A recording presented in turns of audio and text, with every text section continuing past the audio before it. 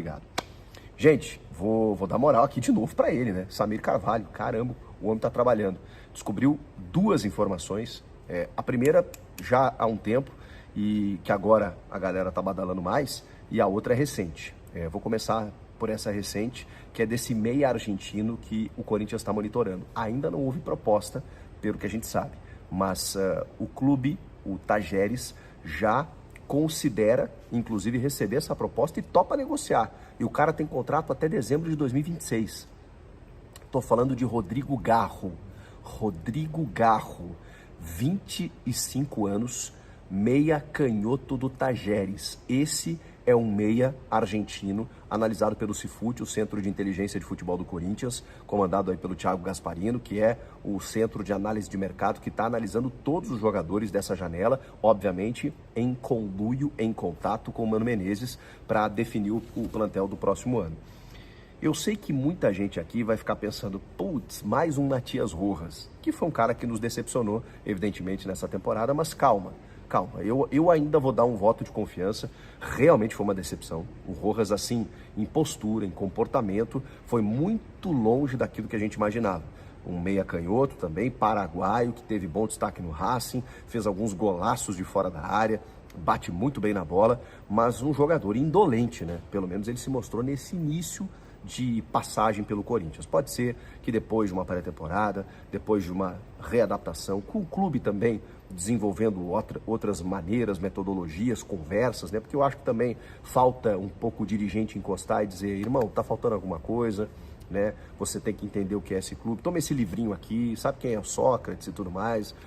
Essas coisas, assim, eu acho que faltou um pouco disso. O Rojas chegou em meia temporada, num ano completamente turbulento e não desenvolveu. Então, é óbvio que eu coloco na conta do jogador, que não correspondeu, mas eu também preciso entender o contexto. E por isso eu espero mais uma temporada. E aí, se não rolar, não rolou, né, gente? A gente sabe que alguns jogadores demoram um pouco para desabrochar e tomara que o Matias Rojas consiga. Mas o assunto nem era ele. Mas eu sei que a galera vai comparar, porque a gente está falando de um argentino, do mercado sul-americano, um jogador às vezes até pouco conhecido e tudo mais, canhoto, meia, gringo, que às vezes, né, na adaptação o cara tem uma dificuldade. Eu vejo diferente, assim, até pela característica. O Rojas é um jogador mais cadenciador. Ele bate muito bem na bola, ele puxa ela, ele vem de trás e consegue dar uma assistência, consegue dar uma finalização e tudo mais. O Garro, o Rodrigo Garro, é muito habilidoso. Ele é mais um meia atacante, mas ele também faz a armação, ele também vem de trás, só que ele é mais individualista, ele é mais técnico, ele faz o jogo associativo, mas ele faz mais a jogada pessoal. Então ele é um cara do drible, ele é um cara que vai, ele cai pelos lados, ele centraliza, ele busca alguns passes, ele pisa na área, ele faz gols, ele cobra faltas. Achei um jogador mais completo. Muito interessante o Rodrigo Garro e, obviamente, né, como o Corinthians está se baseando em contratações com todo o seu centro de análise de dados, então a gente imagina que o scout dele seja muito bom. E não só de uma temporada, tá? Ele tem até em 44 jogos 9 gols e 8 assistências. Perdão, o contrário, 8 gols e 9 assistências. 17 participações em gols, mais ou menos a metade do número de jogos, ou seja, a cada 2 partidas, dá para dizer assim, ele participa de um gol do seu time, do Tajeres, que, como eu disse, ele tem contrato até dezembro de 2026, mas já topou conversar com o Corinthians. Essa apuração, inclusive, foi da ESPN, que em contato com o clube de Córdoba lá, os caras falaram que, olha, pode chegar a proposta aí que a gente negocia. A gente sabe como os clubes argentinos, eles estão quebrados, né? Eles têm dificuldades financeiras e eles revelam jogadores para isso mesmo, para vender para o futebol brasileiro ou para fora do país, né? Para fora do continente, para o continente europeu especialmente. Então, a gente sabe como isso funciona. E o Corinthians pode realmente fazer uma proposta. Ainda não aconteceu e não há nenhuma previsão de valores nesse sentido, mas o Corinthians está gastando, a gente sabe. A gente falou desse jogador, que está sendo, por enquanto, observado. Se avançar, eu trago novidades aqui para você. E também da outra informação do Samir, né, que ela é um pouco mais antiga, de uma possível troca do Thiago Maia pelo Fausto Vera. Pois bem, a imprensa do Rio hoje começou a trabalhar esse assunto e dizer que os dois clubes estão conversando a respeito disso. Na verdade, o Fausto Vera, a gente já tinha falado aqui, ele sempre foi utilizado, está sendo pelo menos, como uma moeda de troca. Inclusive na questão Gabigol, se falou lá que que o Fausto Vera poderia ser utilizado no negócio. O Rubão, que é o diretor esportivo do Corinthians, que ainda nem assumiu, negou a situação do Fausto Vera. Mas a gente sabe que o Flamengo quer o Fausto Vera. Então, o Corinthians ganhou aí um grande poder de barganha, né? Tendo no Fausto Vera um grande ativo, não fez um bom ano, eu acho bom jogador ainda, tá?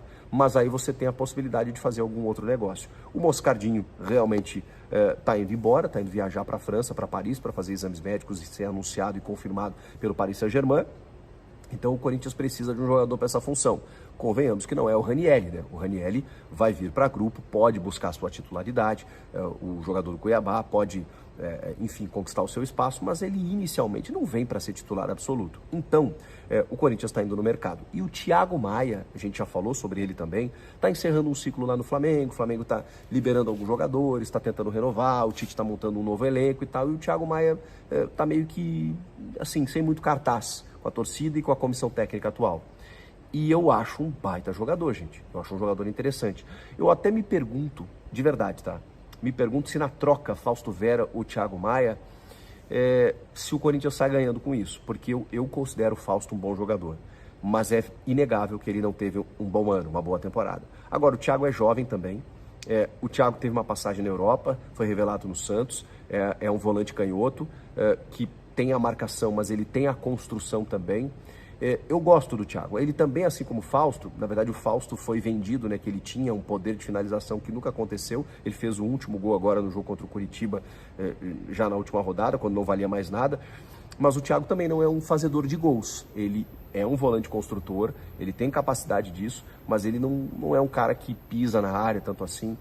Eu acho que o Thiago tem muito cartaz por ter jogado num Flamengo muito interessante, enfim, um elenco vistoso, por ter chegado muito bem e ter, enfim, tido uma parceria ali, hora do Gerson, hora do Pulgar, hora jogadores muito qualificados ali no meio campo, no Vidal, muito qualificados no meio campo do Flamengo. Mas é bom jogador, tá?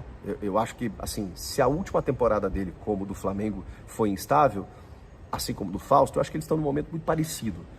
Eu acho que vale pela troca de ares, tá? Mas eu não vejo tanto ganho assim, você trocar o Fausto pelo Thiago Maia. Eu acho que pode funcionar, porque daqui a pouco o Fausto pode jogar muito no Flamengo e o Thiago Maia no Corinthians. Isso pode acontecer. E se eles ficarem nos seus clubes, eles já têm aquele ranço, né? Aquela marca de não ter tido uma temporada tão boa. Então, eu acho que a troca pode ser boa nesse sentido. Mas eu não discutiria se alguém dissesse, essa troca não vale a pena. Não sei se me fiz entender. E queria a opinião de vocês. Vocês acham que vale a troca do Fausto pelo Thiago Maia? É o que está acontecendo nesse momento, pelo menos numa negociação. E o clube está avançando, está muito próximo de anunciar o Félix Torres mesmo, aí sim, baita contratação, um zagueiro equatoriano de 26 anos, que disputou a Copa do Mundo, titularíssimo, está no Santos Laguna. A proposta de 5 milhões de dólares inicial, ela foi, digamos assim, resistida pelo clube mexicano, que está dando uma endurecida e tudo mais, e o Corinthians está aumentando a pedida porque quer o cara e o cara quer vir para o Corinthians. Então, isso deve estar sendo resolvido nos próximos dias aí, e ele vai ser confirmado como reforço do Corinthians, o Félix Torres. E o Diego Palacios, também equatoriano, lateral esquerdo, esse pode contar já, porque está ficando livre no mercado, contrato terminando com o Los Angeles FC, e aí também foi para a Copa do Mundo, só não jogou, não entrou em campo, mas 24 anos. Esse está vindo também, então o Corinthians está resolvendo aí, pelo menos a lateral esquerda, mais um zagueiro, e tá de olho aí no meia, como eu falei, e também numa troca de volantes ali, pode ser para ajustar um pouco mais o meio campo. Falta a lateral direita, né? Tem a questão do Léo Godoy, que não avançou ainda, a gente está esperando, e outras situações, né? O Corinthians está, o Augusto Melo prometeu de 10 a 12, né? Então a gente está contabilizando aí, para ver o que vai acontecer. Vocês viram que o Gil também foi confirmado no Santos, assim como o Juliano, o Bruno Mendes anunciado lá no Granada da Espanha, então as saídas elas já estão efetivadas. Agora a gente precisa anunciar chegadas e aos pouquinhos a gente está vendo o mercado se aquecer nesse sentido e a partir do dia 2 de janeiro, aguardem, eu espero aqui no canal para fazer um anúncio por dia, pelo menos um anúncio por dia. Essa é a promessa do Augusto Melo, né? E o clube precisa, e por todos esses movimentos é isso que vai acontecer. Então a gente vai ter uma nova cara, uma nova fotografia do Corinthians em 2024. Estão gostando das movimentações? Comenta aqui e inscreva-se no canal, né? Por favor.